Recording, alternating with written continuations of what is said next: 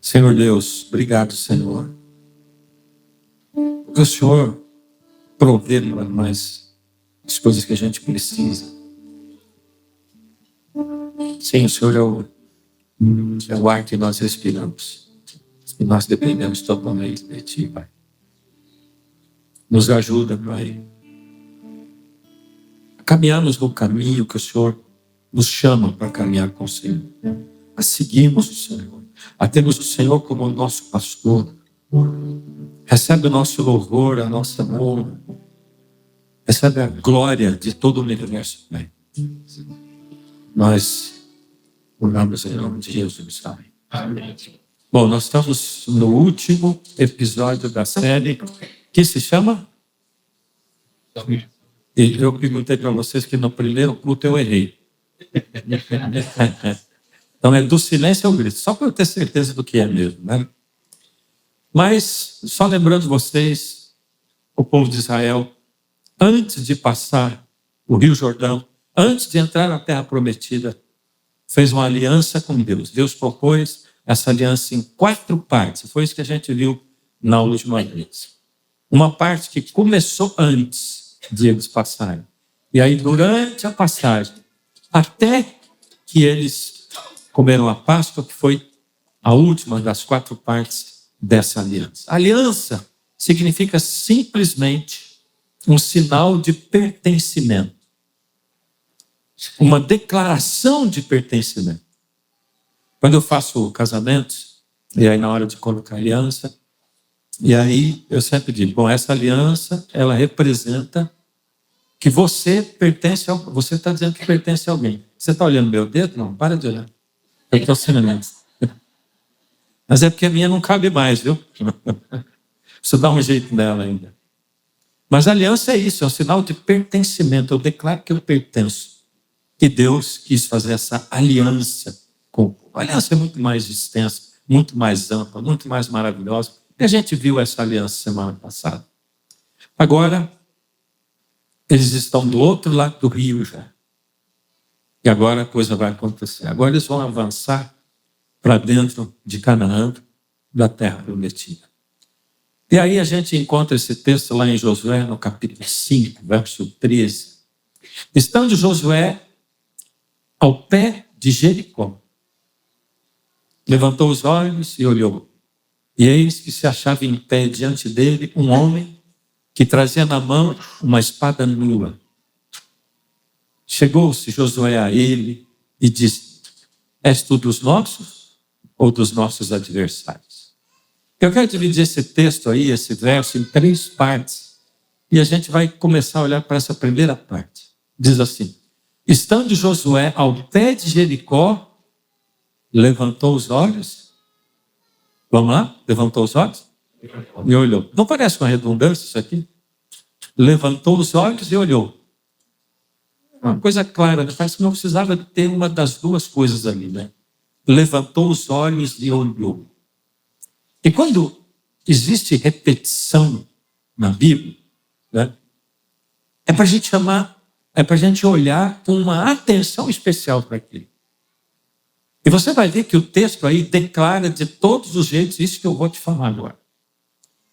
Josué, depois de fechar a aliança com Deus, depois de ter passado o Jordão, diante do grande desafio de avançar nessa batalha, que era uma batalha entre o bem e o mal, Josué levantou os olhos e olhou. É porque Deus fala de quem olha e não vê também. Conhece alguém que olha e não olha? Ou será que é o seu caso? Você olha e não olha? Olha, mas não vê? A Bíblia fala de algumas situações. Logo depois que Jesus tinha morrido, antes que fosse anunciado a sua ressurreição, ele tinha aparecido só para as mulheres. E as mulheres não eram, na época, dignas de nenhuma confiança. É por isso que o cristianismo é tão interessante, né? Jesus dá um protagonismo para as mulheres enquanto ele era vivo e depois quando ele ressuscita também. E aí 2 discípulos indo pelo meio do caminho, voltando para casa, eles moravam num lugar chamado Emaús, eles voltando desanimados, decepcionados com Deus. Já se sentiu decepcionado com Deus alguma vez? Sabe quando você vive uma experiência com Deus, você entrega o coração, eu vou falar a palavra, você sente, você vive uma experiência. E de repente, lá na frente, você se sente totalmente abandonado e você se decepciona com Deus. Esses discípulos e todos os outros, eles esperaram o Messias. Quando ele veio, e era Jesus, e ele fez tantas coisas, tantas maravilhas, na cabeça do judeu normal, o Messias, quando viesse, não morreria mais. Por isso, o chão deles saiu e eles se sentiram completamente abandonados, decepcionados. Eles estavam indo pelo caminho embora. Isso era o primeiro dia da semana. Jesus chegou junto com eles, começou a caminhar com eles, conversava com eles, e aqui acontece exatamente essa experiência da qual ali fala Josué. Eles olhavam para Jesus, mas não viam. Incrível. Olha o que diz o texto. Os seus olhos, porém, estavam como que impedidos de o reconhecer. Olhavam, mas não via. Andaram com Jesus, conheciam a voz de Jesus. Jesus está andando com eles, mas eles pensavam num Jesus morto. Eles viram Jesus sendo crucificado. Olhavam, mas não viam. É visão espiritual. Eles sofriam de uma doença. Essa doença deles era cegueira espiritual. Como é que isso começou? Vamos lá no Gênesis. Na conversa da serpente com a mulher. Então a serpente disse à mulher, é certo que não morrereis. Porque Deus tinha dito, se vocês comerem do fruto, vão morrer. E a serpente disse, é certo que não morrereis. E aí ela diz mais. Porque Deus sabe que no dia em que dela comeres, se abrirão os vossos olhos. Se abrirão os vossos olhos. Opa. E vocês vão ser iguais a Deus. Olha só, aqui é um negócio interessante, né? Porque a serpente estava dizendo, vocês são cegos e vocês vão ver. A serpente estava certa ou estava errada? Errada? É? O que vocês acham? Ele está certo? A serpente estava errada? Ele está certo, a serpente estava errada. Mas também estava certa. Sabe por quê? É porque as coisas do mal, elas nunca são só mal. Tem sempre uma mistura.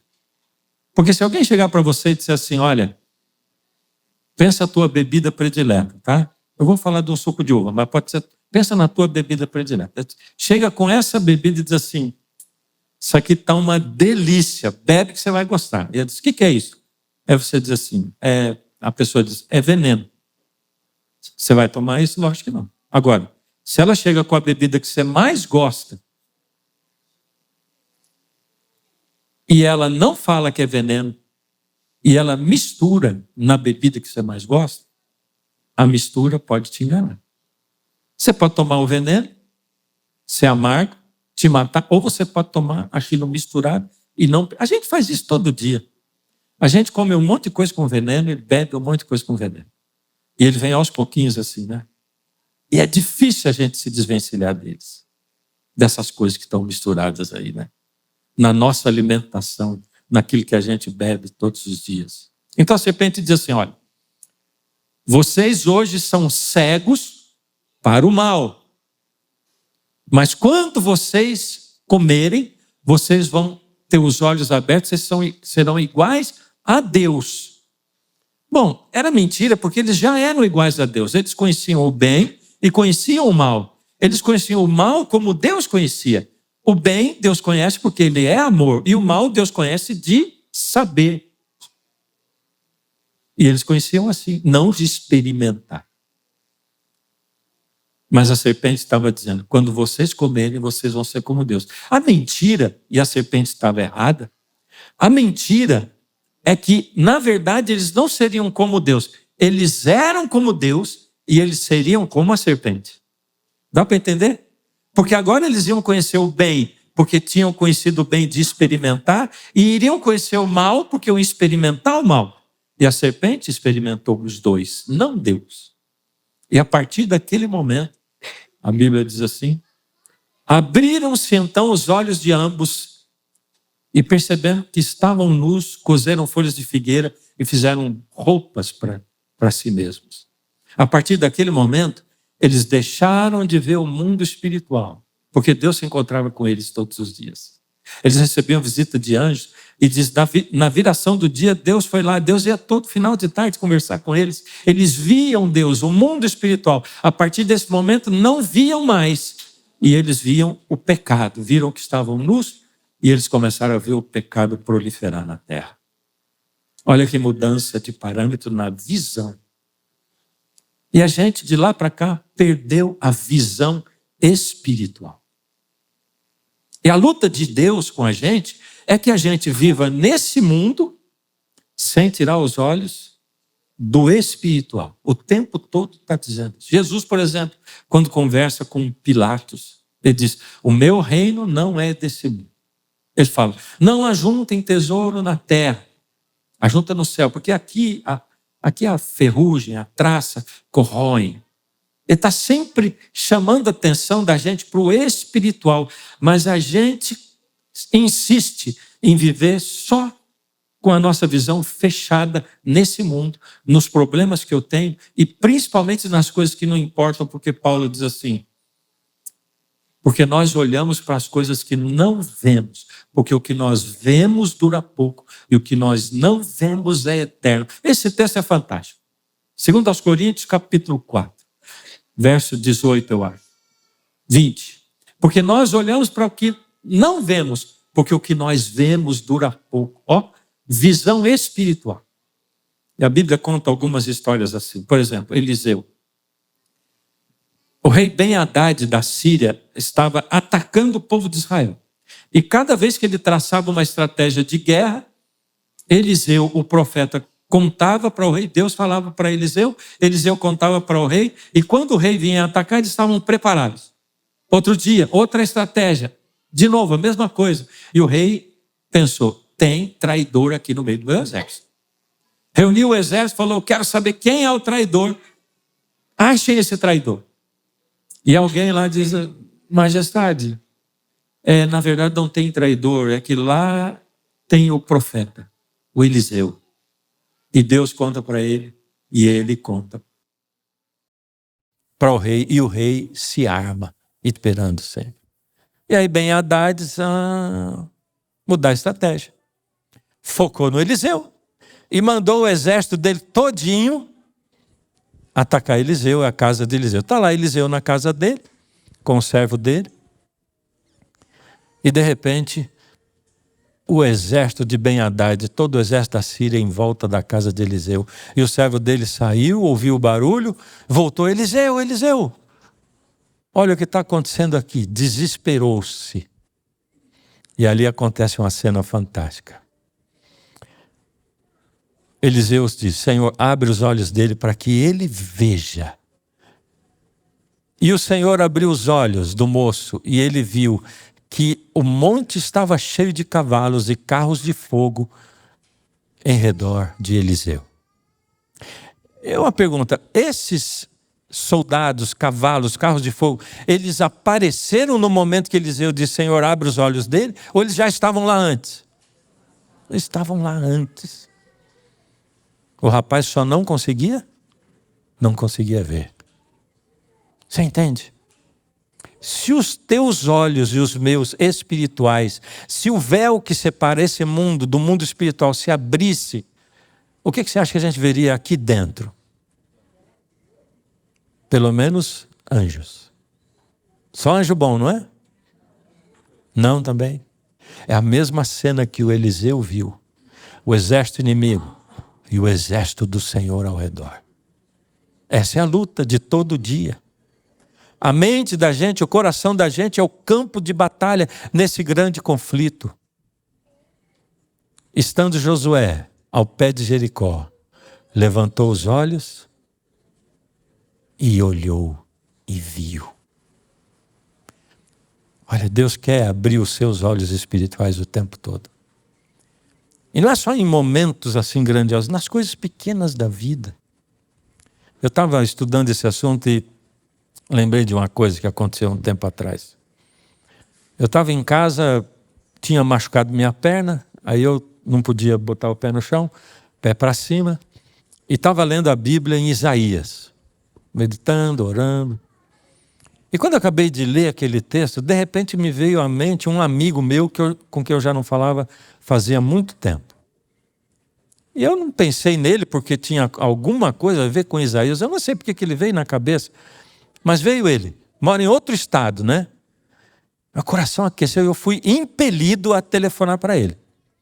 Eu não tinha o telefone, liguei para uma pessoa que tinha, ela me passou o telefone, eu anotei, liguei e atende do outro lado uma voz que não era a voz do meu amigo. Meu amigo tinha menos de 50, aquela voz tinha mais de 70. Uma voz triste. Alô? Digo, pelo alô já desconfiei. Falei, alô, aí eu queria falar com fulano de tal, esse telefone é o dele? E a voz falou assim, não, meu filho, não é não. Não conheço essa pessoa, esse telefone é de outra pessoa. Eu falei, puxa vida, desculpa, eu vou conferir aqui, o número é tal. Sim, o número está certo. Mas não é dessa pessoa que o senhor está falando aí. Desculpe. Eu falei, não, desculpe, né? Perdão. Desliguei. E aí ficou na minha cabeça aquilo ainda. Mas por que número errado? Ela me passou o número é esse, eu disse que é o número certo. De repente eu pensei, será que não é para eu falar com esse aí, ao invés de eu falar com meu amigo? Aquilo tomou uma proporção na minha mente, no meu coração, que quando eu pensei aquilo, instantaneamente eu já liguei de novo para o camarada.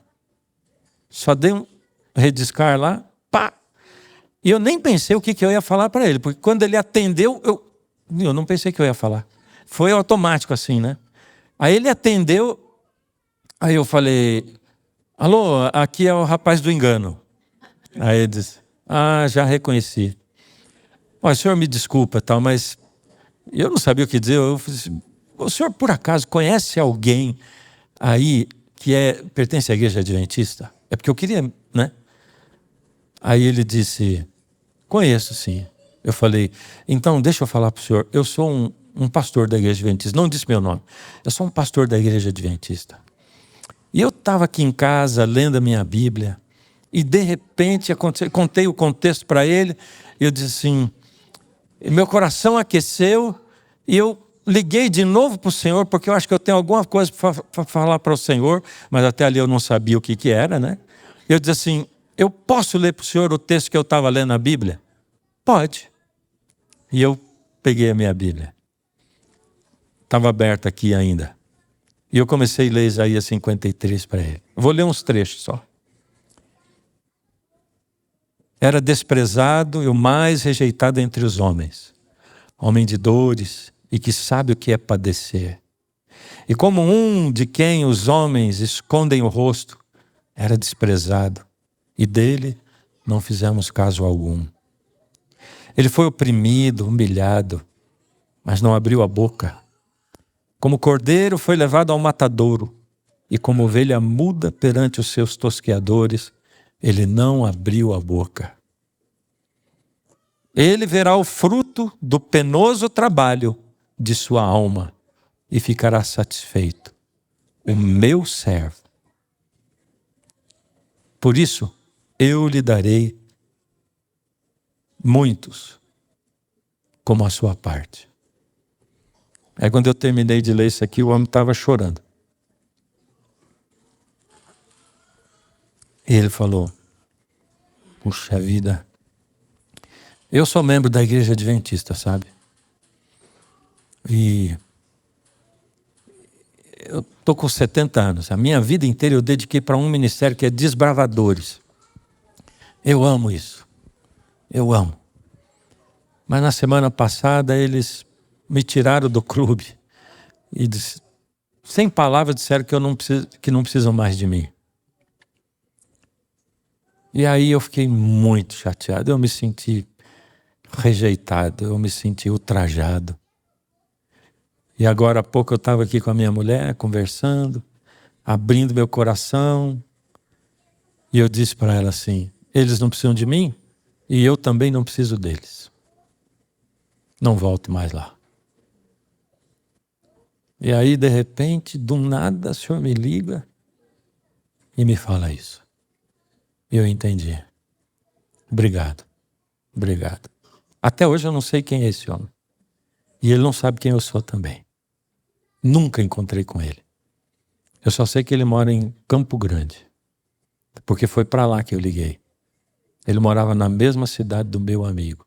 E para o meu amigo mesmo eu não liguei. Porque eu entendi que o que Deus queria fazer, Ele já tinha feito. Aquele dia não era dia de falar com o meu amigo. O grande problema é que nem sempre a gente tem ouvidos e olhos abertos para que Deus possa conduzir a gente, para que Deus possa tocar pessoas através da gente, ou para que a gente entenda quem é Deus e como Ele se manifesta. E eis que se achava em pé diante dele um homem que trazia nas mãos uma espada nua. Chegou-se Josué a ele e disse-lhe: és tu dos nossos ou dos nossos adversários? Josué levantou os olhos e viu. E o que ele viu foi alguma coisa diferente. Porque os olhos dele estavam abertos, os olhos espirituais. E ele viu um homem com uma espada e fez uma pergunta ridícula para aquele homem. Essa pergunta é ridícula, porque Josué andou 40 anos com aquele povo no deserto. Ele sabia o nome de todo aquele povo. Era uma multidão, mas ele conhecia todo mundo, ele viveu com aquele povo. Como é que ele pergunta: és tu dos nossos? Ele sabia que não era dos dele. Mas ele viu alguma coisa diferente. Porque se fosse um inimigo, ele também não ia chegar para perguntar se ele era inimigo. Você é inimigo? És tu dos nossos ou dos nossos adversários? Não sou, ele respondeu, não, sou príncipe do exército do Senhor e acabo de chegar. Uau! Não sou nem dos teus e nem dos deles. O que você entende com isso? Você é dos nossos? Porque ele podia ser, eu estou com você. Eu sou dos teus. Ele disse, eu não sou dos teus e não sou dos deles. Eu sou príncipe do exército do Senhor. Quem era esse príncipe do exército do Senhor que estava diante de Josué? Quem era ele? E a Bíblia deixa para a gente assim um monte de pistas mostrando quem era aquele príncipe do exército do Senhor. Lembra lá Abraão, quando ele está na sua tenda e 3 homens o visitam. E a Bíblia diz assim, apareceu o Senhor a Abraão nos carvalhais de Manre. Por que o Senhor? Era o Senhor porque depois os 2 anjos se dirigem para Sodoma e Gomorra e o texto diz, e os 2 anjos chegaram em Sodoma e Gomorra e Abraão permaneceu, diz o texto, na presença do Senhor. Era o próprio Senhor Jesus que visitava Abraão. É por isso que Jesus, ele está em toda a Bíblia, desde o Antigo Testamento, pelo Velho Testamento, ele é o centro da Bíblia. Jesus é o Deus eu sou que apareceu para Moisés. Jesus antes disso apareceu a Abraão nos carvalhais de Manre, ele pessoalmente. Lembra de Jacó, quando ele lutou com o anjo, com um homem? Olha o que o texto diz. E lutava ele com um homem até o romper do dia. Jacó vê um homem e ele luta com aquele homem. Aqui é interessante porque Josué chega diante dele, você é dos nossos, mas Jacó não, ele já começou a lutar. Já saiu no braço com aquele homem. Aí Oséias comentando isso, ele diz assim, lutou Jacó com o anjo e o venceu. No texto de Gênesis dizia homem, Oséias diz o anjo, e agora o texto de Gênesis termina o relato dizendo, perguntou-lhe pois, como te chamas? E ele respondeu, sou Jacó. Então disse: já não te chamarás Jacó, e sim Israel, porque lutaste com Deus e prevaleceste. Era o Senhor. Jacó lutava contra o Senhor. Com o Senhor. Mas ele lutava com o Senhor, vendo o Senhor, sabendo que era o Senhor, e ele lutava por uma bênção, porque Jacó diz assim: você não vai sair daqui enquanto você não me abençoar. Que pretensão é essa, né? Não vou deixar você ir, imagina. Não vai sair daqui. Quem era o Jacó? A coisa mais fantástica de Deus é que Ele permite a gente esse tipo de relacionamento, onde a gente entende Deus da nossa maneira, cobra coisas dele como se nós fôssemos a coisa mais importante do mundo, e ele diz: eu deixo você pensar que é a coisa mais importante do mundo, porque para mim você é a coisa mais importante do mundo. É por isso que eu deixo. É um pai brincando de lutinha com um filho. Não é? É isso, brincando de lutinha. Eu deixo, eu permito, porque para mim você é a coisa mais importante do mundo. E o texto diz: então Josué se prostrou em terra e o adorou e disse-lhe: que diz meu senhor ao seu servo? Interessante. Interessante, porque a gente, na maioria das vezes, a gente diz assim: Senhor, por favor, Senhor, eu escolhi essa carreira aqui para mim, eu escolhi esse rumo para a minha vida, me abençoa nisso, Pai. Pai, eu vou fazer isso aqui, me abençoa nisso. Eu vou prestar um concurso, me abençoa nisso. Não tem nada, não tem nenhum problema você fazer curso, escolher carreira. A grande questão é que antes de você pedir para Deus te abençoar, é aqui, olha, que me diz meu Senhor, ou que diz ao seu servo: eu sou teu servo. O que o Senhor está dizendo para mim? O que o Senhor quer que eu seja? O que o Senhor quer que eu faça? Para onde o Senhor quer que eu vá? Como o Senhor quer que eu haja? O que o Senhor quer que eu seja? Josué simplesmente se prostrou, adorou. O que o Senhor mandar eu vou fazer. Completa submissão. E o que vem agora? Aquele era o príncipe do exército do Senhor. O próprio Cristo. Ou seja, Jesus disse: Josué, o que eu tenho para te dizer é o seguinte: de agora em diante, lembre, quem luta não são vocês. Eu estou aqui para conduzir a tua vida e essa guerra entre o bem e o mal por você. O exército dos anjos do Senhor estava ali e o príncipe do exército estava ali presente. E olha o que ele disse. Respondeu o príncipe do exército do Senhor a Josué: descalça as sandálias dos teus pés, porque o lugar em que estás é terra santa. E fez Josué assim. Posso te convidar a fazer uma coisa agora? Vamos experimentar fazer uma coisa? Hoje eu vim com a meia sem furo. Tira o teu sapato. Tira. Põe o pé nesse chão aí. É interessante, a gente sente a textura do chão, estando de meia ou sem meia.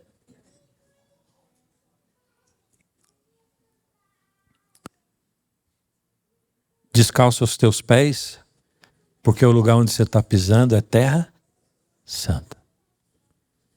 Você acredita que esse lugar aqui é terra santa? Acredita? Que sejamos nós quem formos ou quem somos. A gente veio aqui no objetivo de adorar a Deus. A gente está aqui todo mundo junto, juntando o trapo que cada um é e que cada um tem. A gente está aqui olhando para Deus e dizendo assim: o que o Senhor quer que eu faça? Esse lugar onde você está é terra santa.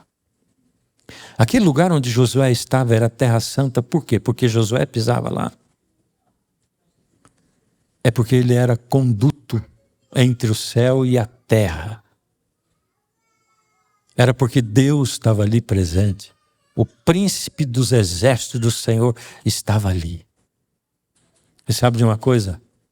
Será que só aquele lugarzinho onde Josué e o príncipe do exército do Senhor estavam é que era a Terra Santa? Só aquele lugar? Ou será que toda aquela terra era a Terra Santa? Todo lugar por onde Josué pisasse ou caminhasse seria Terra Santa. Simplesmente porque Josué aceitou ser o conduto de Deus. E através de Josué, Deus santificava aquela terra. Todo lugar onde você e eu pisamos é Terra Santa quando a gente é conduto de Deus. A tua casa é Terra Santa. Teu trabalho é Terra Santa. As ruas são Terra Santa. O supermercado, quando você para ali no caixa, Terra Santa. O restaurante, quando o garçom vem ali falar com você, é Terra Santa. Porque Deus santifica a terra onde você pisa, a partir do momento em que você decide se tornar conduto da santificação de Deus na tua vida para essa terra. E quando a gente sai daqui e pisa esse bairro, que esse bairro seja Terra Santa, essa cidade seja Terra Santa. Simples assim. Simples assim. O lugar onde você está pisando é Terra Santa.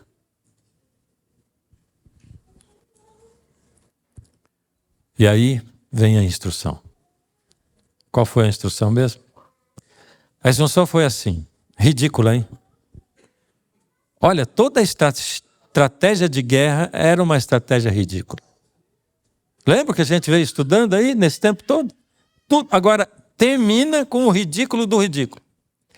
Agora, Josué, o que vocês vão fazer, a parte de vocês é essa. Vocês vão rodear a cidade uma vez durante 6 dias. E ninguém vai dizer nada. Silêncio completo. A arca do concerto na frente. O sinal de que eu pertenço ao Senhor. A aliança com o Senhor na frente. A presença do Senhor na frente. A indicação de que o exército do Senhor e seu príncipe estavam lá, na frente. E uma volta. Não dava para ouvir um pio. Só aqueles pés em marcha. Pá, pá, pá, pá. E lá dentro da cidade o povo ouvindo a marcha. E nenhum som de voz. Segundo dia. Terceiro dia. O que será que aconteceu com o povo lá dentro? Será que o medo foi embora? E com o povo aqui fora que marchava? Porque Deus faz esses pedidos. Por quê? Pedido ridículo. Como é que eu ligo para um engano e vou ligar de novo para dizer, olha e tal, você me permite ler o Isaías? Quer santificar o lugar onde você está? Depois de conhecer uma pessoa e conversar com ela, pede para orar com ela. Pode ser teu marceneiro, pode ser o corretor de imóveis que te mostrou a casa para alugar ou para vender para você. Qualquer pessoa. Pode ser o garçom. Posso orar com você? Silêncio total. 6 dias, uma volta. E no 7º dia, 7 voltas. E na última volta, vem a parte de vocês maior agora. Que é o quê? Gritar. Essa guerra, literalmente, foi ganhando grito. Foi ganhando grito. Porque essas coisas não fazem sentido. Porque as coisas de Deus não fazem sentido muitas vezes. E é preciso ter olhos e ter ouvidos espirituais. É preciso andar nessa terra, mas sem tirar os olhos do céu. É preciso lembrar todos os dias que você, sim, é um servo de Deus, que quando você se arruma e quando você vai para a rua, você é um ponto de luz andando por ali. E que você não pode guardar aquela luz. Por isso Jesus insiste dizendo assim, não pode esconder uma luz debaixo da cama. A luz tem que ser tirada debaixo da cama e tem que iluminar O sal não pode ser insípido. O sal tem que salgar, tem que dar sabor. Mas eu não quero que você faça porque tem que ser assim. Eu quero que você faça porque você deseja fazer. Porque de repente eu coloquei no teu coração, eu impressionei você e foi impossível você não fazer, porque você quis fazer aquilo. E eu vou santificar, eu vou iluminar, eu vou salgar através de você. E sabe, a queda dos muros, nesse relato todo, nem é a coisa mais importante. O mais importante é todo o processo que aconteceu para que aquilo pudesse tomar lugar na vida daquele povo. E eles pudessem avançar na terra do inimigo. A gente precisa avançar na terra do inimigo, não precisa? É porque a gente não... quando a gente diz inimigo, muita gente torce o nariz, né? E aí a gente baixa a guarda. E aí a gente acha que ele não existe, que ele não trabalha. Mas sabe, os pés de Daniel santificavam Babilônia. Os pés dele santificavam Babilônia. E aonde Daniel pisava se tornava santo. E nós hoje que vivemos na grande Babilônia, nós temos o prazer de que Deus santifique o lugar onde nós pisamos, porque nós somos condutos de Deus. Bom, quando chega no fim do sermão, eu sempre canto uma música mais calma. Minhas músicas são mais calmas, né?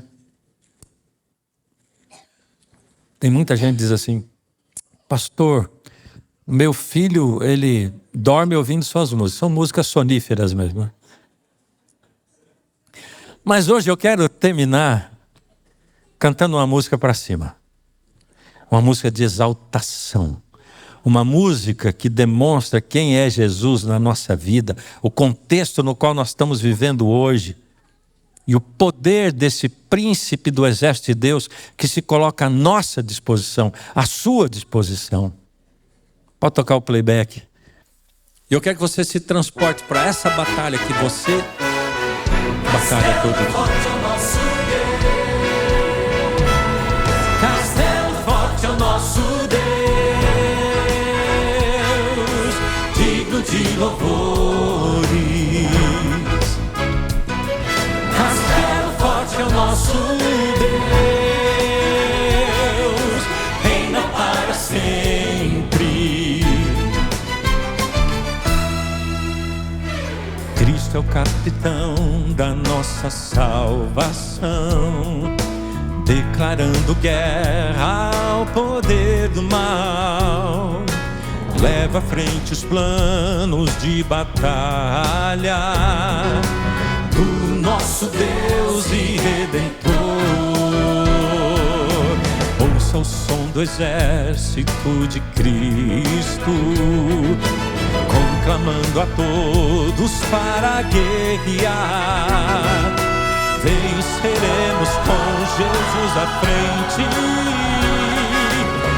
usando a arma do amor, vestindo a armadura do Senhor.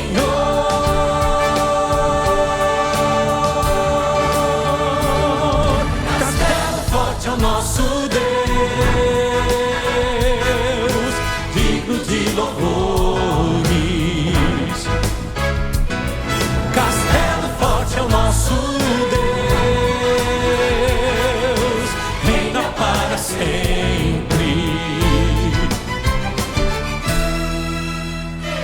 Nosso Deus irá lhe dar coragem. Ele anuncia, é hora de lutar. Cinja-se do sangue do Cordeiro, Pois o leão irá ganhar, sons de vitória podem ecoar.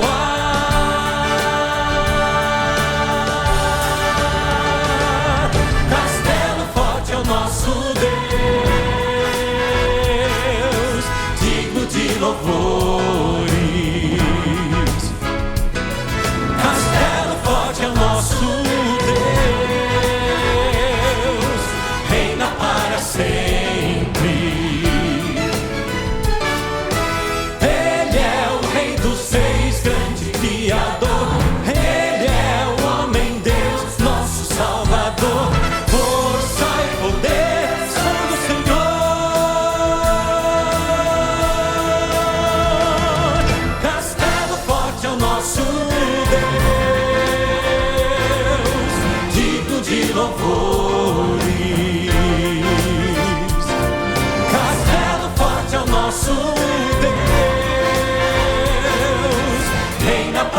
sempre.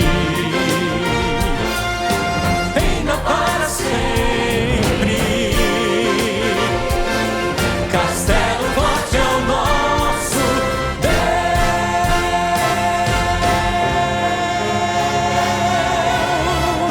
Deus. Louvado seja o teu nome, Senhor. O Senhor é o Rei dos Reis, o grande Criador, o nosso Redentor, mantenedor da nossa vida, de tudo que existe, Senhor. Não há lugar para nós irmos se não for ao lado do Senhor Jesus. Ó Senhor, nós estamos pedindo ao Senhor, assume a nossa vida. Nós somos tão pequenos, não somos nada, não temos nada, mas ainda assim é tão difícil para a gente entregar tudo. Nos ajuda, Pai. Dá força. Abre os nossos olhos. Abre os nossos ouvidos, os sentidos, Pai. Para que a gente consiga entender a amplitude, a imensidão que é viver nessa vida pertencendo ao Senhor, sendo conduto da santificação do Senhor, no lugar onde nós pisamos, na igreja, na cidade, em casa. Entregamos nossa vida nas tuas mãos, Pai, e declaramos: o Senhor é o nosso castelo forte. E oramos em nome de Jesus. Amém. Pode pôr o sapato.